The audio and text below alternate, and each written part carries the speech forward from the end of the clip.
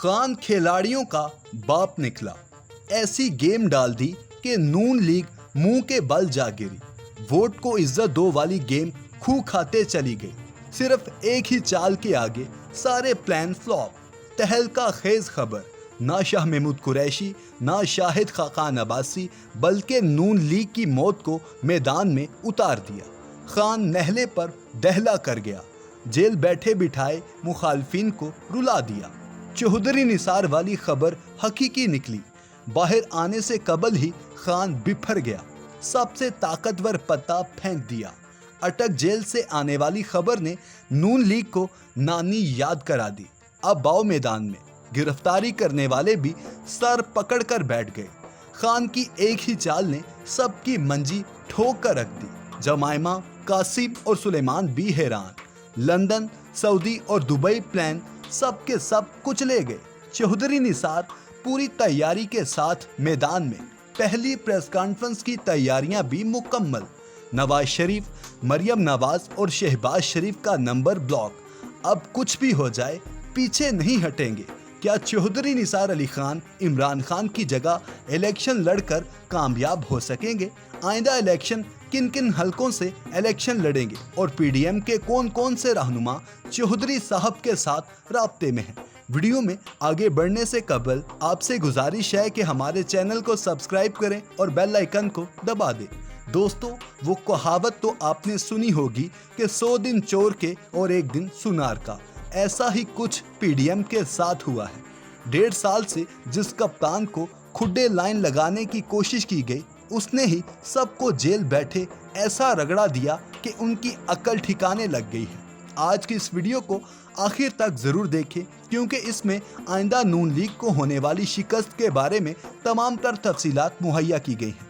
दोस्तों, पीटीआई को खत्म करने की नाकाम भरपूर कोशिशें कर ली गई और असलियत भी दुनिया के सामने जाहिर कर दी गई, लेकिन एक कमी ऐसी रह गई जिसका फायदा उठाते हुए खान ने एक और कारी ज़रब लगाकर सारी गेम को अपनी तरफ कर लिया है। वो ज़रब है नून लीग के मुस्तरब या बागी अरकान।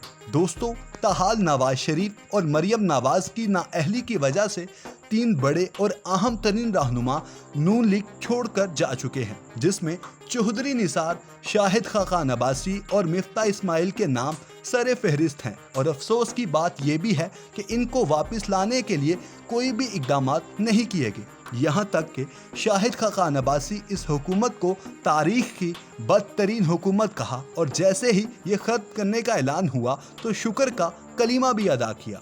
ऐसा ही चौधरी निसार और मिफ्ता इस्माइल पहले भी कह चुके हैं, क्योंकि ये वो रहनुमा थे जो किसी भी सूरत इस तबाही के हक में नहीं थे और ना पीटीआई के दौर में ऐसे हालात पैदा किए गए।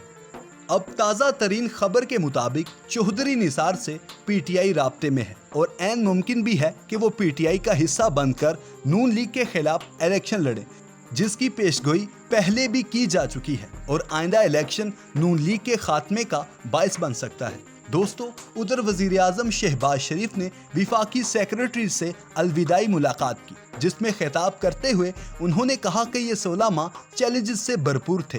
इस अरसे में बहुत कुछ सीखने का मौका मिला, लेकिन इक़्तिदार संभालते ही मुआशी और दीगर मसाइल शुरू दिन से हमारे साथ थे। मैं अच्छी बातों को याद रखूंगा, जबकि मुश्किलात को सबक के तौर पर याद रखूंगा।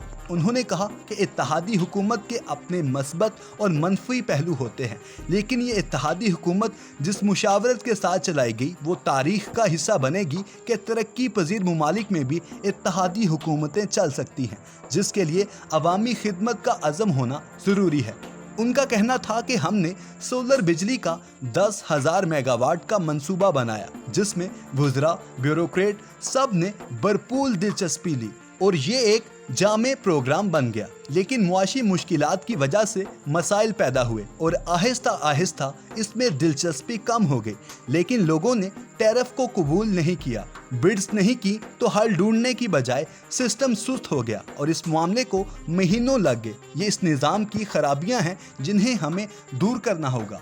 शहबाज शरीफ ने कहा कि दूसरी जानिब गवादर में 8 से 10 माह में ताख़ीर का शिकार बिजली और पानी के मंसूबों को हमने मुकम्मल किया।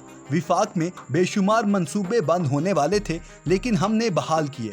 عوام کی خوشحالی کو نظر انداز کرتے ہوئے یہ منصوبے صرف اس لیے بند کیے گئے کہ فلاں حکومت کو کریڈٹ نہ ملے۔ انہوں نے کہا کہ ان 16 ماہ میں IMF معاہدے جیسی بڑی کامیابی بھی ہم نے حاصل کی۔ یہ ٹیم ورک کی وجہ سے ممکن ہوا۔ سب جانتے ہیں کہ یہ نہ ہوتا تو کتنا نقصان ہوتا۔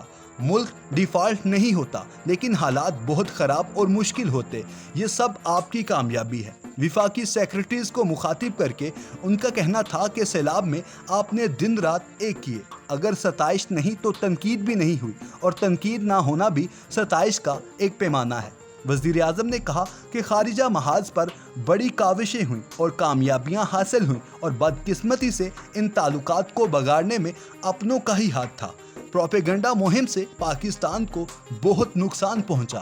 سی پیک پر 8% کرپشن کا الزام لگایا۔ بدترین حکمت عملی کے تحت چین کے ساتھ پاکستان کے تعلقات کو بگاڑا گیا۔ وفاقی حکام کی خدمات کا اعتراف کرتے ہوئے انہوں نے کہا کہ دیگر دوست ممالک کے ساتھ تعلقات میں بہتری لانے میں جنہوں نے حصہ ڈالا ہے انہیں گولڈ میڈل بھی پہنائیں، تب بھی ہم ان کا شکریہ ادا نہیں کر سکتے۔ انہوں نے مزید کہا کہ ایک قدم آگے جا کر 2 قدم پیچھے آنے کا آخر حل کیا ہے؟ ہم ایک دائرے میں گھوم رہے ہیں۔ ان حالات کو کیسے روکنا ہے؟ ہمیں اس حوالے سے کوششیں تیز کرنا ہوگی۔ ان کا کہنا تھا کہ ان 16 ماہ میں جب میں بیرون ملک گیا یا ٹیلی فون پر گفتگو ہوئی تو دل کو تکلیف پہنچی تھی کہ جب ممالک کہتے تھے ہم آپ کو پیشکش کرتے ہیں مگر آپ کام نہیں کرتے، لیکن اس کے باوجود آپ نے محنت کی اور ملک کو ڈیفالٹ ہونے سے بچایا، جو کہ ایک بہت بڑی کامیابی ہے۔ اگر ملک ڈیفالٹ ہوتا تو یہ سکوت ڈھاکہ کے بعد ہماری سب سے بڑی ناکامی ہوتی۔ آخر میں شہباز شریف نے کہا میں اپنی سابقہ کابینہ کی طرف سے آپ کا شکریہ ادا کرتا ہوں کہ آپ نے خطرات مول لے کر حالات میں بہتری لے کر آئے، نہیں تو تنقید بھی نہیں ہوئی، اور تنقید نہ ہونا بھی ستائش کا ایک پیمانہ ہے۔ وزیر اعظم نے کہا کہ خارجہ محاذ پر بڑی کاوشیں ہوئیں اور کامیابیاں حاصل ہوئیں، اور بدقسمتی سے ان تعلقات کو بگاڑنے میں اپنوں کا ہی ہاتھ تھا۔ پروپیگنڈا مہم سے پاکستان کو بہت نقصان پہنچا۔ سی پیک پر 8% کرپشن کا الزام لگایا۔ بدترین حکمت عملی کے تحت چین کے ساتھ پاکستان کے تعلقات کو بگاڑا گیا۔ وفاقی حکام کی خدمات کا اعتراف کرتے ہوئے انہوں نے کہا کہ دیگر دوست ممالک کے ساتھ تعلقات میں بہتری لانے میں جنہوں نے حصہ ڈالا ہے انہیں گولڈ میڈل بھی پہنائیں، تب بھی ہم ان کا شکریہ ادا نہیں کر سکتے۔ انہوں نے مزید کہا کہ ایک قدم آگے جا کر 2 قدم پیچھے آنے کا آخر حل کیا ہے؟ ہم ایک دائرے میں گھوم رہے ہیں۔ ان حالات کو کیسے روکنا ہے؟ ہمیں اس حوالے سے کوششیں تیز کرنا ہوگی۔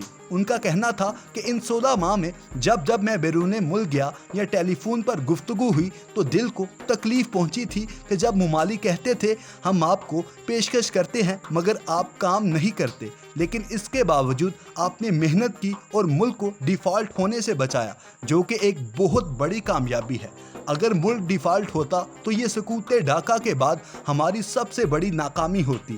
آخر میں شہباز شریف نے کہا میں اپنی سابقہ کابینہ کی طرف سے آپ کا شکریہ ادا کرتا ہوں کہ آپ نے خطرات مول لے کر حالات میں بہتری لے کر آئے۔